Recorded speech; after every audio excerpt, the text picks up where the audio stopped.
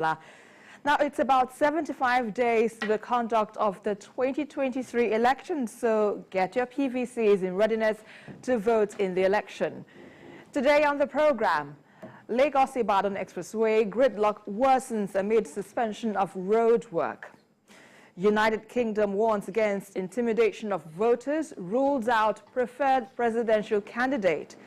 And later on the show, Senate expresses worry over CBN's new withdrawal policy, as money agents say it's meant to kick them out of business. I will be hanging out with Babajide Kolade Otitoju and Bukola Olajide. Journalist Hangout starts now.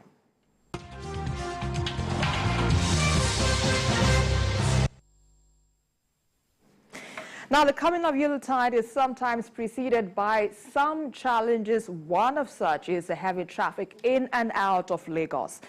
Well, the gridlock at the Long Bridge at the Ogun State end of the Lagos-Ibadan Expressway, which is caused by the reconstruction of the road, has worsened amid suspension of work by the contractor. Well, the director of Federal Ministry of Works for the Southwest, Adedamola Kuti, said the contractor suspended the work to enable a hitch-free movement of travelers during the Yuletide. But days after, there has been no improvement in the gridlock as commuters continue to spend long hours in traffic. Well, incidentally, we still have Bukola Olajide, who is making her debut on the show. Before we get on with our discussions, let me quickly welcome you, Bukola. Thank you so much for being a part of the show. So let me begin with you, since you're just coming in for the first time.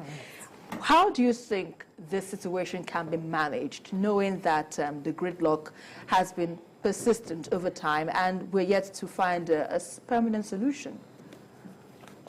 I was actually expecting the government to have finished before this time, especially knowing that Yuletide is coming.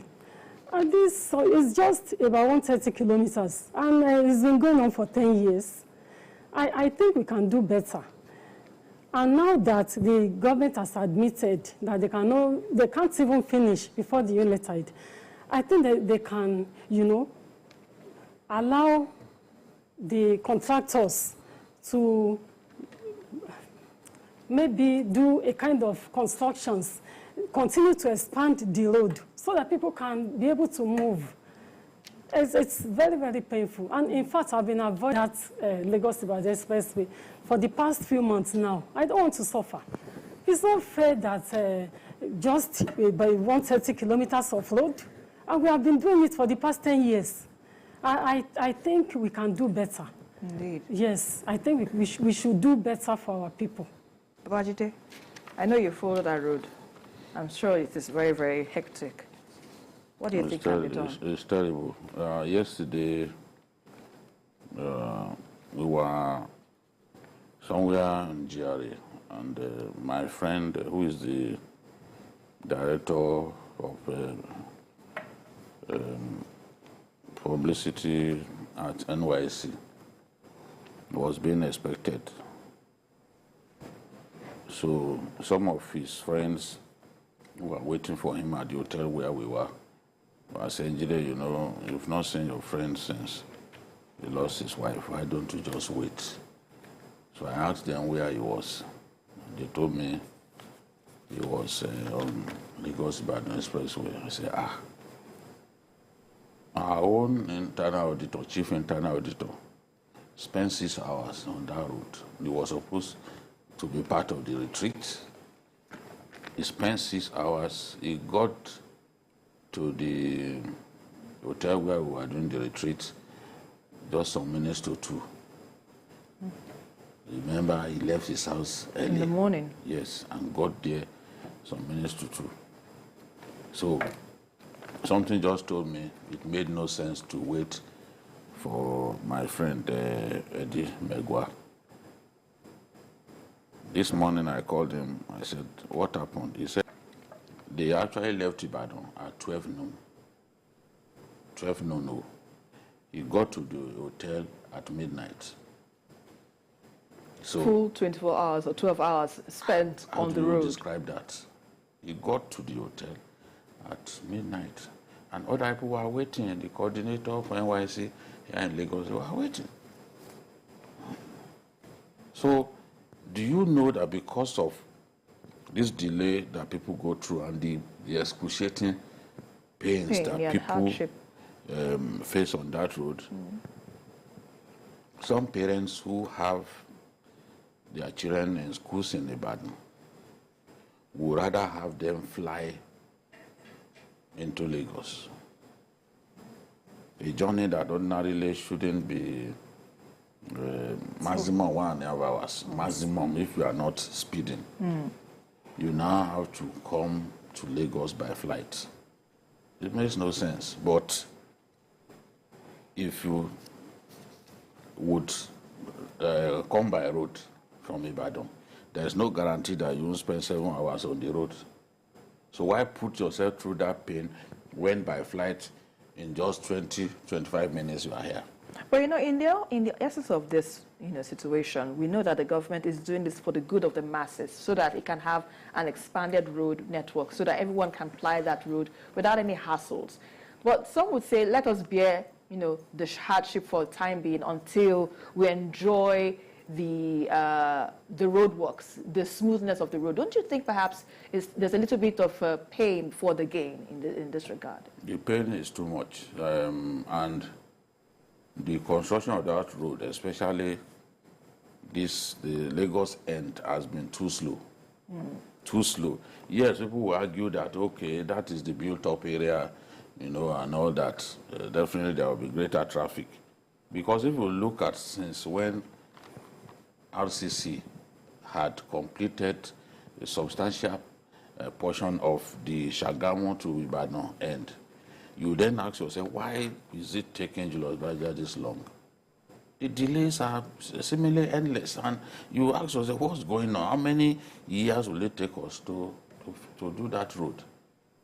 How many years? We are behaving like this whole project started just after this government got into office, but that's not the case. The thing began during the Jonathan years. And they did extensive work, especially from that Shagamu end. Is the portion that was given to Lagos-Ibadan that has been very, very problematic in terms of the delivery of the project.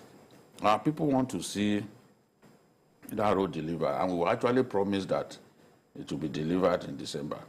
But you and I know that road can be delivered in December. The rate things are going, because it doesn't end at Mowe. It ends somewhere, it terminates somewhere around the toll gate here. And when you look at what's being done, you know that they can't finish this year. They can't finish it this year. So the pain that people are experiencing will continue. Once you close, given the volume of traffic on that road, if you divide the road into two, it means you can't overtake the car in front of you. One, a lot of trailers come into Lagos. They will take the trailer will take about 2 or 3 lanes. In fact, you divide the road into two, the trailer will take more than 1.5 lanes. So how do you then overtake? And there are many on the road. So people have to be patient. Some people walk on Lagos Island, they wake up as early as 3 a.m. And these are people who will actually get home sometimes as late as 12 midnight. You now have to leave your home as early as 3 a.m. Some of our own staff here who have chosen not to sleep here will leave their homes at 4 a.m. and they won't still get to the office until 9. So people like Issa, the logistics man here, has been has been sleeping in the office. Because the alternative is to abandon your car and come by motorbike, which is against the law. You don't even expect to be riding on a motorbike on a very busy expressway. You are compromising your life. To accidents. But Bukola, even though this might be of a Herculean task for motorists to ply this road network. Would you suggest there could be another alternative, for instance? Although that is largely the main road, Lagos-Ibadan, do you think perhaps there should be another alternative to cushion the effects of these motorists? What would you suggest? I believe our governments, they don't really have the vision. If you really have the vision, in the last 10 years that they have been doing this expressway, they could have created an alternative road. The only alternative road that I'm aware is Ikorodu, Shagam, or Ikorodu Ijebu-Ode. Those are the only alternatives that are available. And Ikorodu Shagam is a little bit problematic, though the government is also working in that area, but they have not finished. Just as the Lagos-Ibadan Expressway, they have even abandoned it as far as I'm concerned. And Lagos-Ijebu, Ikorodu Ijebu-Ode, that one the road is not good at all. As far as I'm concerned, those are the only alternatives. Our governments are not too caring. If they are very, very caring, they just go abroad and enjoy themselves. Copy what they are doing, copy their infrastructure, copy the way, yes, copy their infrastructural templates, copy them, and let's have it. It's not only to go abroad, enjoy yourself, relax. When you are there, you don't even hear the noise of the generators. Can't you copy all those things? And you just leave people to be suffering on the road.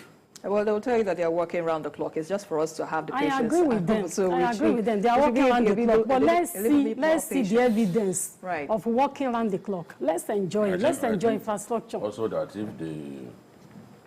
since we are faced with this dilemma, this kind of problem, perhaps they should begin to work at night. It was the security reason that, so we call insecurity that caused them to not work at night. Right. But this is a very important road, and the excruciating pain that our people are going through, in my view, should force a change of mind. Get them to work at night, get the place well lit, and we can work 24 hours. So in your position, this would help speed up the process of construction work? Certainly. If they will work day and night. I've seen them work at night, on some of their projects. So given how important this one is, they should be able to work day and night. Now, we've been told that they are going to vacate the site on December 15, which will enable our people at least enjoy the road a little bit. Traffic should be free. There's no point traveling all the way from Kogi State. You are in a race against time.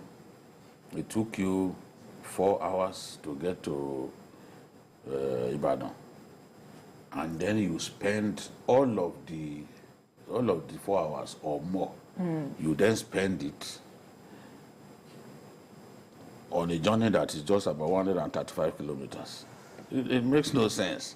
Indeed. Let's really take this call from Abuja. Lalekon, he is on the line. Please go ahead with your contribution. Oh dear, apologies, we lost a call there. But if you can call us back, we'll definitely take you on Journalist Hangout. So before we quickly wrap up this segment of this discussion, Bukola, you've mentioned that, the government needs to look into, if it visits other countries, it needs to adopt some of the templates that these countries are, adopting, so that we can be able to enjoy the infrastructure that they're planning for the citizens.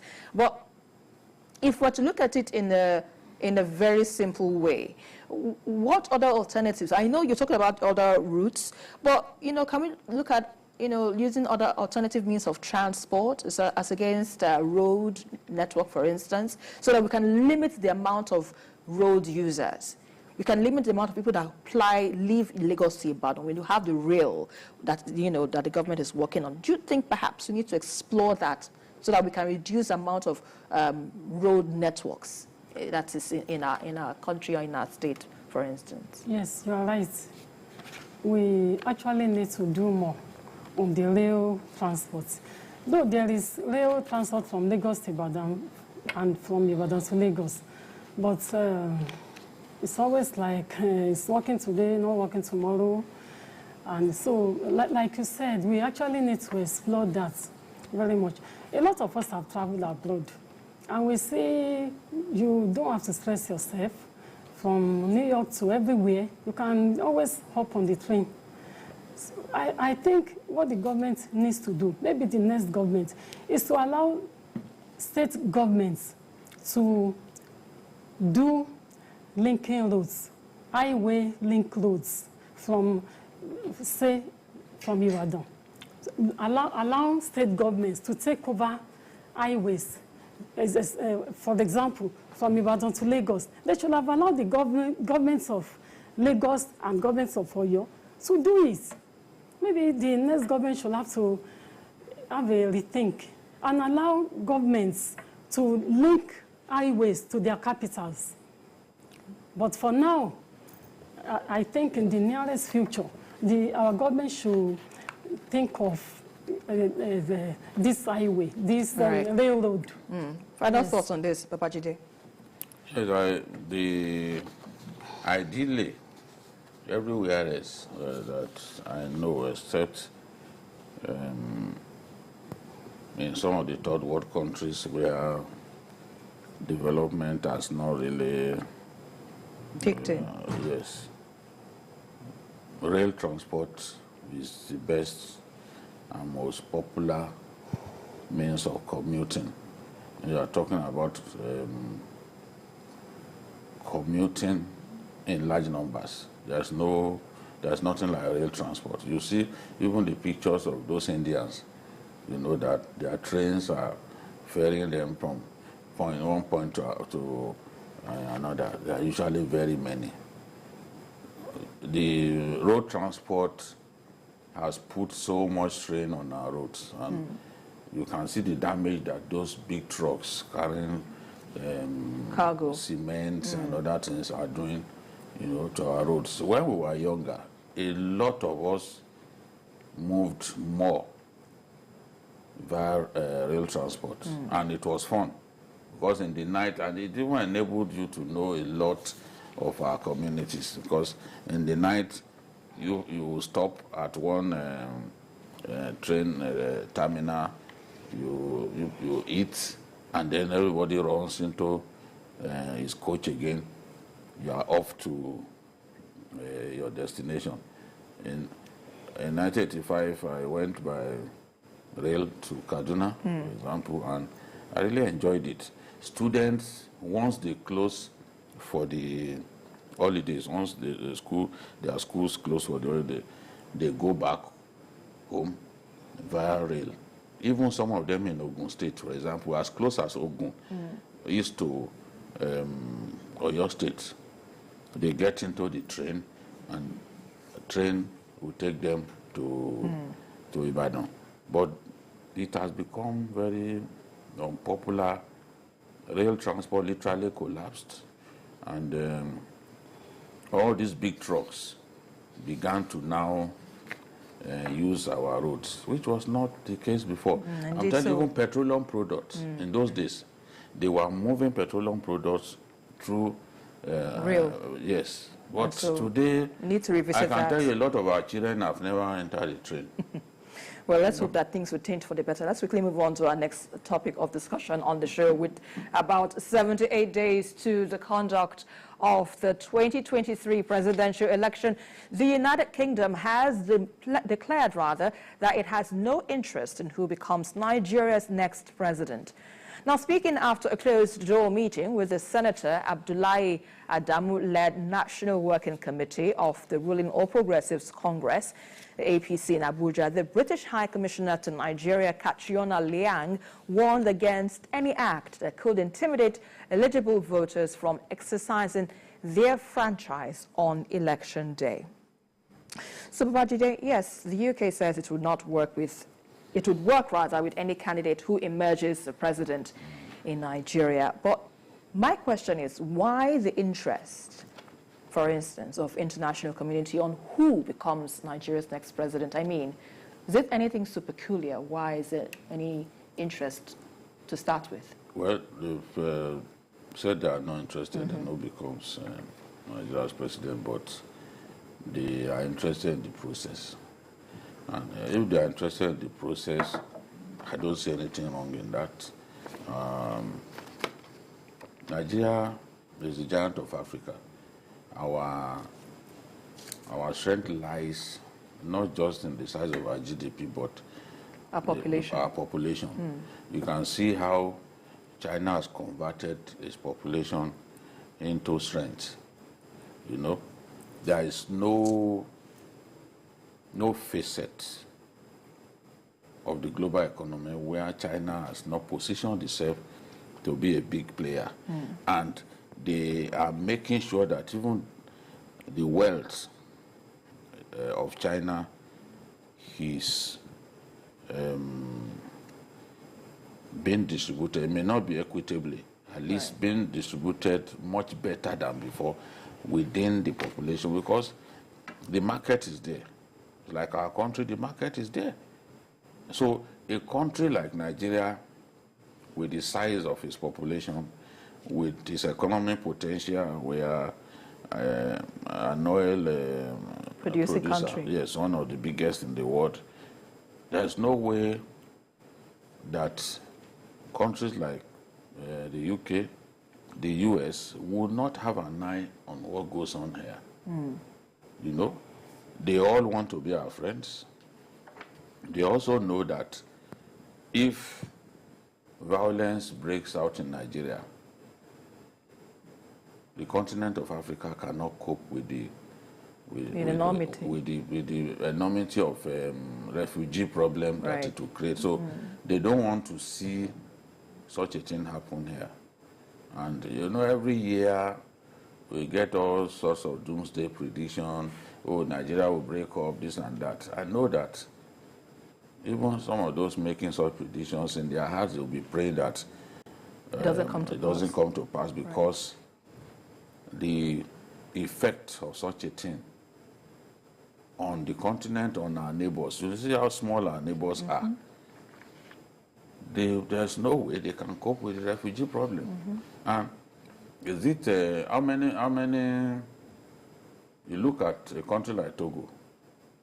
You look at a country like Benin Republic. They are so small. How can they cope, for example, if refugees were to flee to their country? Chad, yes, big in size, but it's largely desert. The same thing with Niger Republic. What is the size of the GDP of Niger? Probably maybe a little bigger than Kano's GDP. You know, how many vehicles do they have plying their roads and all that? It's just largely desert. So where would Nigerians, if a serious problem were to happen here, arising from the conduct of the election?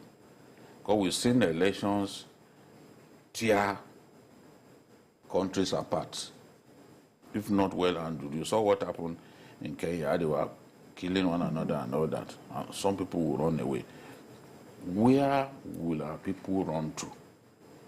It's something that those beating the drums of war have to consider. There is no country around us that can take in our people. So we must not even let it happen. Right. And one way by which people can be provoked to violence is to see clear evidence that electoral victory has been stolen from them. You know, if it didn't happen in June 12, on a scale that a country can hardly survive, recover from, it doesn't mean we should let it happen again. Election was annulled at that time. You know how many Nigerians lost their lives from protests and all that? But it was the military. So they have this way of quelling, uprising and all that, you know. But under a civilian dispensation, such a thing must not be allowed to happen. And I think that's the concern of these people. United Kingdom. Let the will of the people prevail. Do not rig the election. And these foreign countries have helped INEC a lot to improve its processes, to make our elections far more credible. And fortified as well. Yes, far more credible and fair than previous elections. So That will help us, help the people to be able to choose their real leaders, not leaders imposed on them by politicians who rig elections. So if our people, if the election is conducted in the right way and the will of the people prevail, I don't think anybody will be bothered. But if the election gets rigged and people start killing themselves in different parts of the country, that's where the concern is. It's not our neighbors alone that will be worried. Yeah. The whole world will be worried. Right, let's quickly go on a very quick break. You're still on to Journalist Hangout. We have more discussions on other topics after this. Stay with us.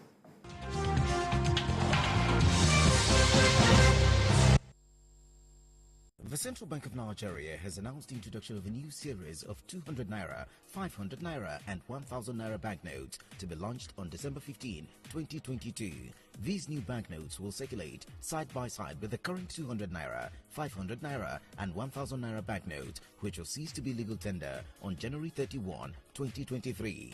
Banks are now open from Monday to Saturday to accept customers' deposits. So, hurry to your banks to deposit only 200 Naira, 500 Naira and 1000 Naira banknotes in your possession. To make it seamless, the CBN has suspended bank charges on all deposits made during this period, and there is no limit on how much an individual can deposit. Remember, the current 200 Naira, 500 Naira and 1000 Naira banknotes remain legal tender until January 31, 2023.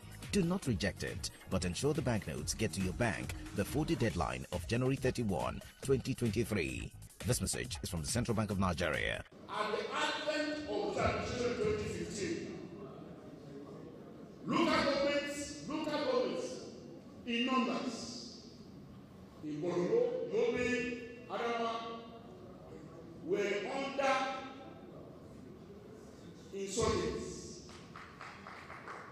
But today, they are the most square inch of the Nigerian soil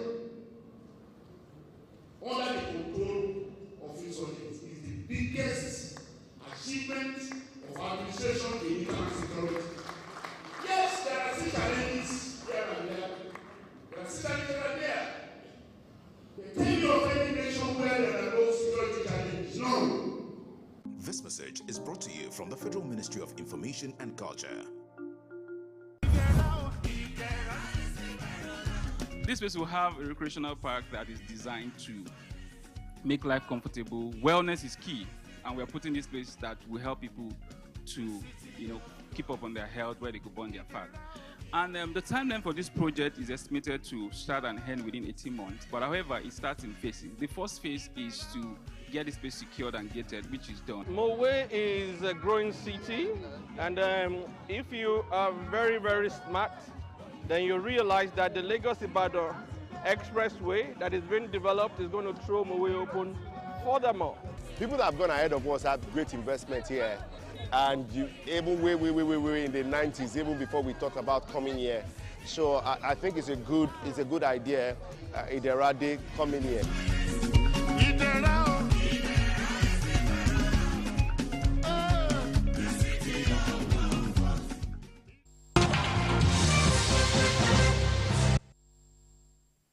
Welcome back. You're still on to Journalist Hangout. Well, the Central Bank of Nigeria appears to have ruffled the feathers regarding its new policy on cash withdrawals.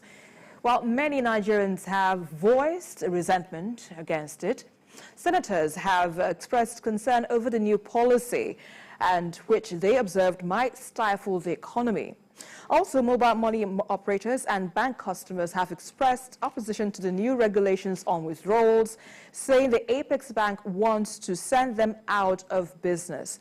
Well, the Association of Mobile Money and Bank Agents in Nigeria insisted that the policy will not fly, as it will dampen business for mobile banking agents. Babajide, when this story first broke, I think the night before yesterday, people were worried, like, interesting things are really happening. How would this happen? Why this policy, this is so unfriendly, particularly for small business owners. So it has been generating so much reactions. I know the discussions we had yesterday, it was really quite heated. Some say, yes, it is a good one, but on the other hand, we don't have the infrastructure to accommodate this new policy. But let's have your thoughts on this first. What do you think about this? You know, Nigerians sometimes say it's a good one. How? You have to ask questions. It's not enough to just support every action that government takes or an agency of government takes. You have to engage your brain properly and ask yourself, how is this a good policy? It may even be a good policy whose time had not come. Emefiele wants to get everybody, you know, not to spend cash. You can't turn Nigeria into a country like the UK, that the economy is largely credit-based. You can't turn us to such a country overnight. We have infrastructure issues. Okay, look at my state. How many banks are still open in my state, for example? It's in the rural, it's in the urban or semi-urban centers that you have banks these days. In the past, we used to have banks, AfriBank and the rest of them, Union Bank, those banks in villages. Core members, they receive their salary through those banks. And other people, teachers and all that, primary school teachers. But these days, because of security issues, banks have shut a lot of their branches, most of their branches in the rural areas. People are now reliant on the POS operators or money agents. Agents, as the CBN likes to call them. I think they call them mobile money and bank agents. They don't really call them POS. We call them POS. We identify them by the tool of their trade. So you go to your village, they are present there. You need cash, they give you. You want to save money, you take it to them. They are functioning for us like alternative banks. Right. Where banks are not present, they are present. The other day in, I think it's Sonlu area, there was a bloody attack on the bank. And those boys, before they actually went to the bank, they first attacked the police post in the town. Killed about 9 policemen or so. So that those who are supposed to come protect the bank, you've already disoriented them. You've rendered them incapable of offering any form of protection to stop that bank attack from happening. What do you expect? That kind of attack takes place. It takes place the first time, takes place the second time, the bank will close shop. There was a time, a new generation bank located inside this place where rice is sold in Lagos. You mean Kebbi? Inside in Lagos. Daleko. Or Daleko. Okay. Do you know that the branch, after a few attacks on them by armed robbers, the bank decided to shut the branch? Because what's the point? You risk the lives of your staff, you lose money. So they took that decision, okay, we are not interested anymore. So these more and more Nigerians are using these money agents, these yes, more and more Nigerians are using them now than before, because even where we are in an urban setting, a lot of people still use them because you don't want to go into the bank and then you're on the queue for so long, especially if you need the money quickly. They come in handy. Now, they are the people who suffer the most from because of the cash withdrawal limits given to yes, if you are saying that they cannot withdraw more than 20,000 daily. So what are you talking about?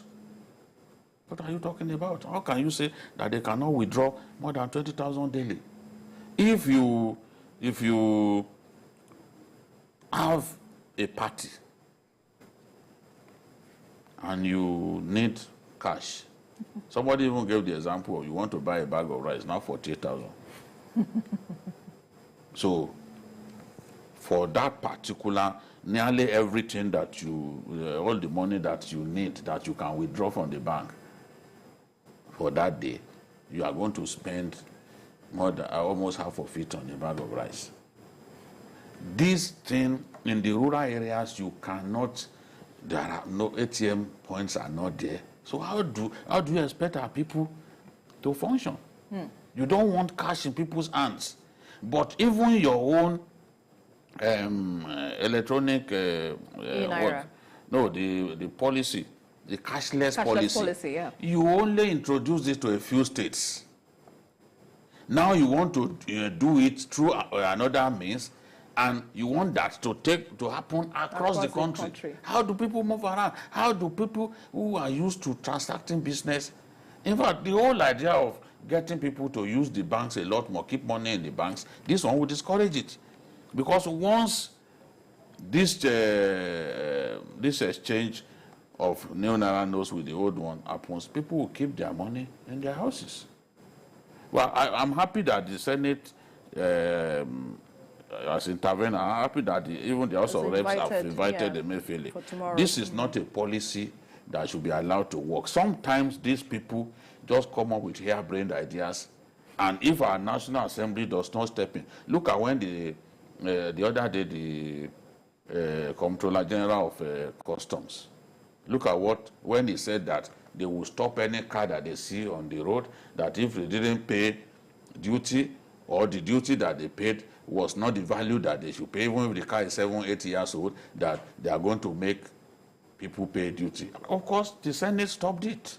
If they had not stopped it, even if you bought a car from someone, you are not aware that that person didn't pay the full value of the duty, or he didn't pay, you will be made to pay. What kind of rubbish is that? What the law says is that once even a vehicle has gone past the border by certain meters, you cannot, you are not obligated to go and stop such a car and ask for duty. But they are looking for money all over the place, and instead of making their processes more efficient, they wanted to suffer Nigerians. How do you stop anybody you see and ask a car of about 10 years old, you now say, okay, come and pay duty? What sort of rubbish is that? Well, I'm happy they stopped that one at that time. And I expect that even this one has to be stopped, because even the senators, they too will suffer from it. Remember when Sanusi wanted to come up with 5,000 Naira notes? They had to stop him. We can't say because you are CBN, you have so much latitude to take actions, then you take actions that would send a lot of our people out of jobs. Even core members, they are using this POS business, they are using it to make extra money and take care of their families. That Emefiele is trying to send them out of business. Bukola, you know, what's your position on this? Even though, yes, we might not be ripe to adopt perhaps a cashless policy in the holistic sense of it, but what do you think this government, or perhaps the CBN, needs to do in revising this policy so that it will, you know, perhaps push the cashless policy that is trying to, you know, bring into... You said 100,000 Naira per week, and it was coming in smaller denominations, 200 Naira and below. And this is very, very inconvenient. So if they are able to listen to people, I know that before they said January 9, that the policy is going to take off, I think they should come down a little bit. They shouldn't always compare us with the UK is doing cashless policy, the US is doing this, the US is doing that. Let's do things at our own level. We should know that a majority of our people, they are even illiterates, living in the rural villages. So those people, what do you want them to do? I think if they listen to people's opinion, they should know that, no, they have to revise a lot of things about this policy. It must be revised. Indeed, being revised is another situation that should be looked into. But Babajide, there's the particular concern the CBN is that it wants to control the amount of cash, the cash flow in the economy. It doesn't really know the amount of money in the vault. So this is one way of trying to, ensure that all the monies, perhaps with this new redesigning of the naira, before it gets into the public, before public use, let us, keep this one and ensure that, okay, what is going out into the public, we are able to monitor it so that we do not have too much or excess cash, in the system. But what do you think about this, and how do you think the CBN can, get this or address this while pursuing this new policy? There's, people are hungry. There's inflation. It's not by one method that you can address the matter of inflation. Oh, there's too much cash chasing few goods. That's the most simplistic definition of inflation. But people don't have money. People can barely survive. The cash that they are talking about, yes, a substantial portion of it is in the hands of the well-to-do. Wealth is not equitably distributed in our country. So you can't just, you want to address inflation, you want to control inflation, therefore you want to limit the, you want to control cash circulation and all that. That alone cannot address the matter of inflation. So what then can? There are other ways by which you can cushion that effect, empower people, come up with policies, economic policies that will stimulate growth and development of the economy.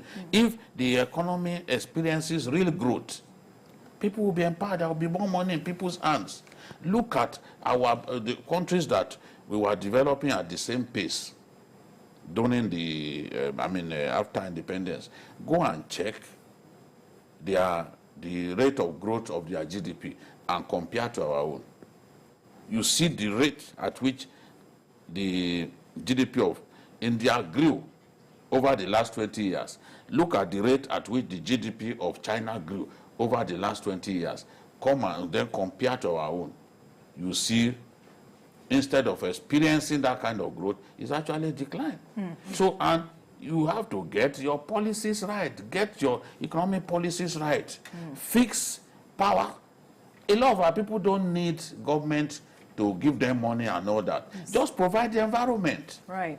If the man whose job is to cut people's hair and all that has constant power supply. If he has access to power supply, he won't have to spend so much money on diesel generators. On generators and not everybody. Some people have 2 generators in their houses, and they buy fuel every day. It's making life difficult for them because they won't be able to save a lot more money. They won't be able to afford many things because things that are taken for granted in other lands, things that government provides for people, they have to spend a fortune providing it for themselves. They are the ones who sink boreholes for themselves. They sink borehole, they provide electricity for themselves. Let me hold your thought. Let us quickly take this call. Oku calling us from Lagos. Please go ahead with your contribution. Yeah, good evening. Good evening. Good evening. Yeah, God bless you all for this a very wonderful topic you people are having today. For me, for this cashless policy they are trying to bring, I think it is very, very appalling. Please, the federal government should do something about it. They should stop it because, like, for example, just like Babajide have said, for example, now rice is 40,000 naira. How will you be able to buy? If you cannot withdraw more than that amount, how are you going to buy? Like in my village, my interior village, there is no bank anywhere. You cannot access the bank. Then for this road, this gridlock that is happening on the everywhere on the road here, like this Agbangbo, that bridge, Please, you people need to visit that place and see how people are suffering. A lot of things are going on in this country. If you want to block road, why can't you inform the masses? Inform the people, come to the radio, inform the people that, yeah, they're going to block this road so that people will be aware of it. Please. Right. Thank you so much. About it. Thank you. Have a nice day. I appreciate your insights. Thank you so much. Well, let's quickly go on a quick break. You're still on to Journalists Hangout. We have more discussions on this very topic after this. Stay with us.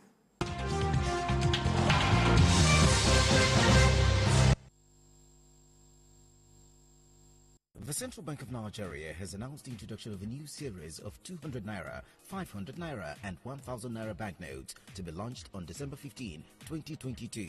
These new banknotes will circulate side by side with the current 200 naira, 500 naira and 1000 naira banknotes, which will cease to be legal tender on January 31, 2023.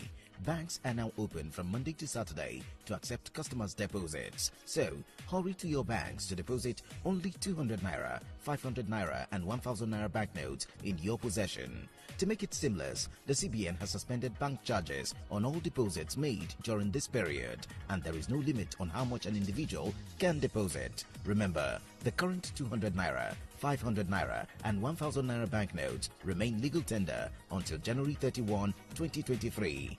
Do not reject it, but ensure the banknotes get to your bank before the deadline of January 31, 2023. This message is from the Central Bank of Nigeria.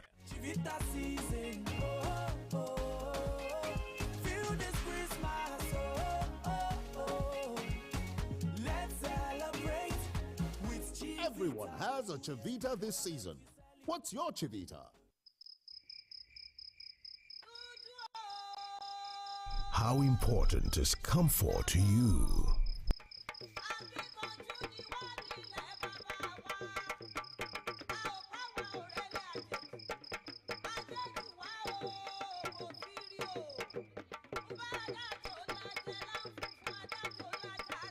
Is it as important as the day you discovered that self-love is the start of good life? Here is a comfort that your self-love, Iderade, transit into your serenity.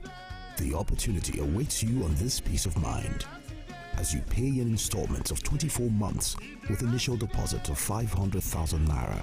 Serenity at its finest.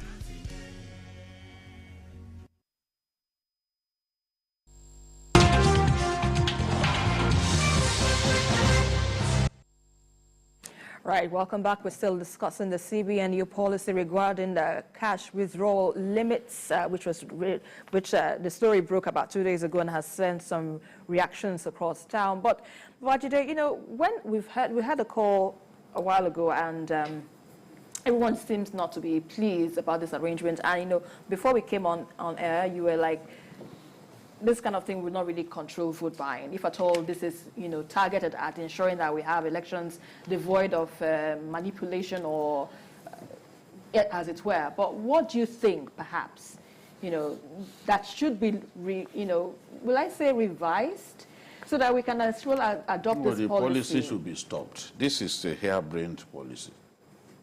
To say that POS, that people can withdraw more than 20,000 daily. What is he talking about? That you are in position to take big decisions does not mean you should come up with decisions that will asphyxiate Nigerians. You are going to push many people out of their jobs, and you are not creating jobs. Are you managing the economy in the proper way? You spend billions and billions of naira on anchor borrowers program that cannot bring down prices of rice, rather prices of rice going up. The roof. What are you talking about? Go and look at how much we've invested on anchor borrowers program. A lot of the people are not even paying back. A lot of the so-called farmers are not paying back. Some of them are ghost farmers. They don't exist. Some of them set up cooperatives. Politicians sat down, set up cooperatives, pretending to be farmers. They are not farmers. Once they access the money, they just bail. That's why a lot of the funds that have gone out are not, a lot of those loans are not repaid.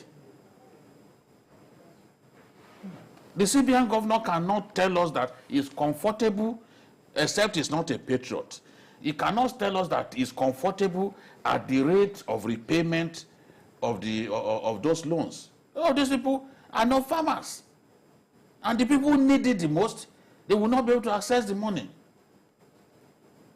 What is the essence of a program that you claimed was meant to stimulate rice production if the price does not come down? It means that the policy has failed. What was the goal? You know what they call this rice in northern Nigeria? Gumi. You go to Sokoto, Gumi. They can't believe that rice could be this expensive. So what is the anchor borrowers? What has it achieved? Now you want to inflict more pains on our people? You sit in your house and come up with policies that inflict pain on our people? Look at the rate at which people are using the POS. In September 2022 alone, 735.6 billion was the value of transactions on the POS. Via the POS. Then the interbank settlement system shows that a total of 60.5 trillion was transactions via POS in the first 9 months of 2022. So, in the first 9 months, 60.5 trillion was the value of transactions via the POS in the first 9 months of 2022. The amount surpassed what was traded in 2021, which stood at 6.4 trillion. So from 6.4 trillion, it moved to 60.5. So it keeps progressing. Over the same period. You know, looking at those 2 years, that shows you that more and more people are doing business through the POS. I'm one of such people. I can decide at 5 o'clock to say, oh yeah, my PA, go and get me 50,000 through the POS. At that point, I can't go into a bank. So somebody solved my problem by allowing that to be. The CBN is supposed to be more financially inclusive. Now you are trying to kick these people out of business for reasons best known to you. Is that inclusiveness that the CBN talks about? Let's quickly take this call from Jeba. We'll continue this discussion. Jeb, please go ahead with your contribution. Hello, good afternoon. Good evening. Go ahead. Ario, please go ahead. Hi. I understand everything everybody's been saying. I'm on the side of Mr. Babajide. The problem we had, I remember 85, I was working in the bank. The government said exactly the same thing. I remember it was Major General Babangida back then too. When he said you can now withdraw more than 300 naira, there was a old man crying in front of me, trying to buy a goat for his family. He wants to buy 5. Imagine 300 naira a day. What can 20,000 buy a day when you're buying rice for that amount? Why must we copy somebody that have a mall and we have an open market? Why must we copy that? People are suffering. Good night. Thank you so much for your contribution. We appreciate that. Bukola, what are your final thoughts on this and how do you think this matter can be addressed? Yes, a lot of people are saying that this policy is going to discourage criminality. And I disagree with them because apart from the fact that these criminals are always looking for a way out, they're always coming up with new policies of their own. I would say that money policy cannot discourage any criminal. Productive sector is what can discourage any criminal. So let the CBN continue to work towards the productive sector of the economy, not policies like this. Final thoughts, Babajide. Yes, I agree with that.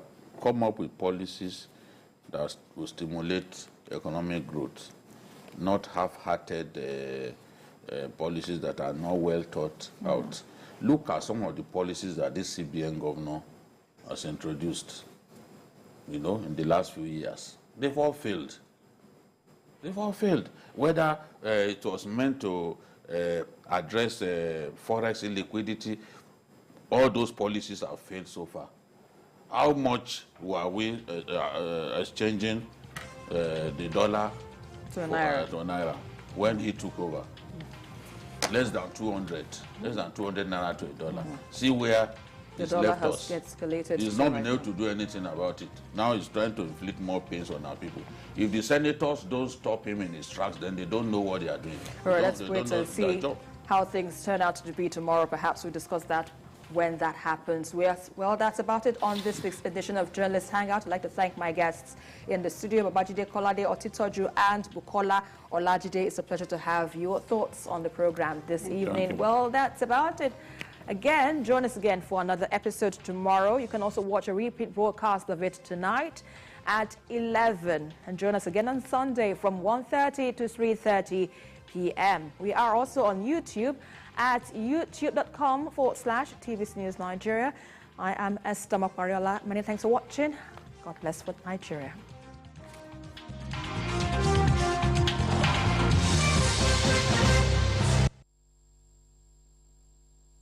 When you think of a university, you think of a place where you will go to cut out your future. And when you get there, you realize there's a lot more to it. The beautiful structures, facilities and ambience. A place where you meet great minds, experience different cultures and master the art of fundamental problem solving. Be part of a whole different study experience with Kampala International University, KIU, exploring the heights. The following is a paid presentation by ShopX TV. Introducing the new Pressure King Pro from ShopX TV. The amazing 14-in-1 digital pressure cooker that saves you time and money. Want to cook proper meals but can hardly find the time? We all have busy schedules, but hurried lifestyles means meals on the run, maybe even whole weeks with too much processed or fast foods. The amazing ShopX 14-in-1 digital pressure cooker cooks up to 90% faster than conventional appliances. And because it cooks so much faster, you're not just saving time, but saving money too. Cooking a whole chicken in the Pressure King Pro could use up to 6 times less electricity than the average oven, saving you time and cash. This delicious chicken pepper soup could take 1 hour in conventional cookware, but with the Pressure King Pro, you'll cook it in just 15 minutes. This mouth-watering jollof rice is cooked in just 10 minutes in the Pressure King Pro, so you really can make fresh traditional meals for your family with ease. This delicious mixed bean porridge was made with fresh ingredients in just 30 minutes. Now that is fast food. Pressure King Pro is the one-pot solution that cooks hundreds of different healthy meals and does the job of so many different appliances. It's a pressure cooker, slow cooker, rice cooker, and a steamer all rolled into one. And with its digital control, you don't even need to be a chef to make exciting meals. You can even saute with no need for pots and pans on your gas cooker. It's perfect for browning meat and vegetables. Just press the button and walk away for perfect meals every single time. From jollof rice, goat meat asun, scrumptious side dishes, lamb chops, roasted chicken, the Pressure King Pro does the hard work for you to take the pressure out of meal times. You just set it and walk away.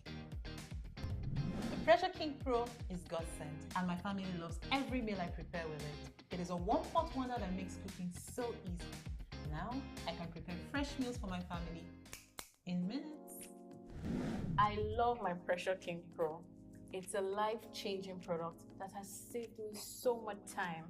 My favorite thing about it is so easy, it's quick, the food that comes out of it, delicious, and it feeds the entire family.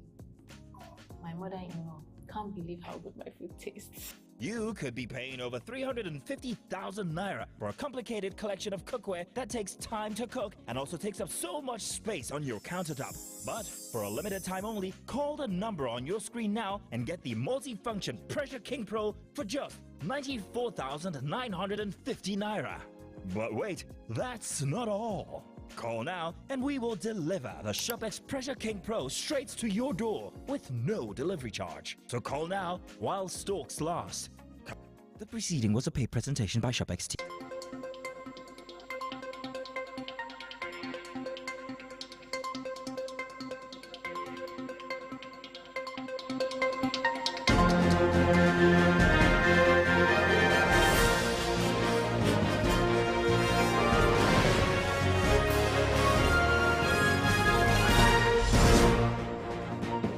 And welcome to TVC News at 6. Let's begin with the security matters. In Rivers State, in preparation for the Yuletide season, the Nigerian Security and Civil Defense Corps says it will increase security around critical national infrastructure in the state. Giving hints on strategies to ensure adequate security, the Defense Corps paraded 24 suspects arrested for alleged oil theft and other offences. Senior reporter Uche Okoro reports. Officers acting on intelligence stormed the suspected hideout of kidnappers in Port Harcourt. According to the NSCDC, the suspects fled during a shootout that ensued, leaving behind live ammunitions, charms, and other items. But these suspects were not so lucky. They were arrested within the last 1 week in different parts of Rivers State. All of them didn't commit the same